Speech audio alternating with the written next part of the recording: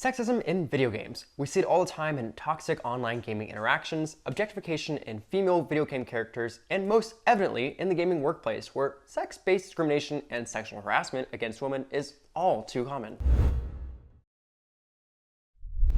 It's Andy here. We're talking about Riot Games, where essentially this video game manufacturer, which has League of Legends, many other popular video games, is under fire for sexual allegations of people in the workplace and more. In 2018, Kotaku, an online video game publication, published an article titled "Inside the Culture of Sexism at Riot Games," after spending months talking to 28 current and former Riot employees who shared similar experiences of discrimination, harassment, and grooming.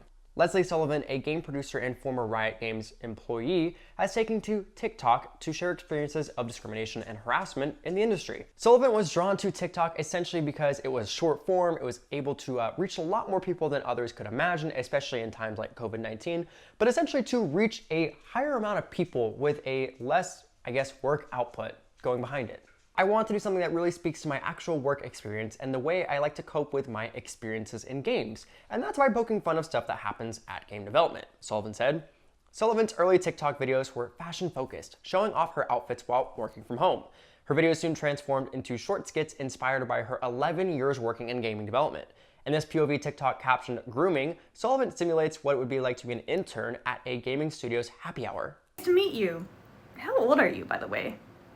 20? Want me to sneak you a shot from the bar? No? I totally respect that.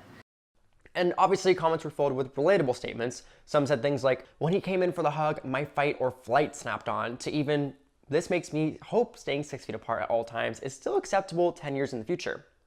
Now, although these experiences are mostly in the gaming community, she is saying that this is not something that is just in gaming. And I agree, this is something you can see in any workplace environment and happens to many women anywhere. Quote, "People don't have to be in the know in the gaming industry to understand the impact of the thing that's being explored in those videos," said Sullivan in an interview with The Verge.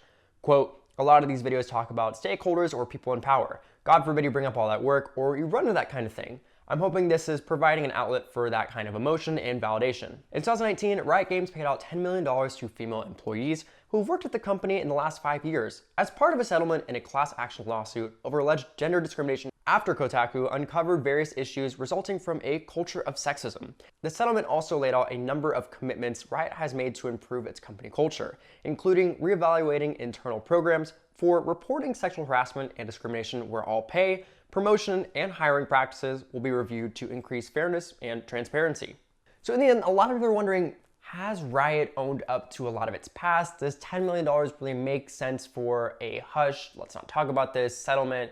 It seems like there's a lot more work to be in the gaming community, especially those who are in the workplace of gaming, who are women and more. But this isn't something that is just in gaming. You can see in a lot more other industries, but let us know how you feel at What's Trending. For more, obviously go to whatstrending.com. Follow me, Lalwani, and be good. Be good out there.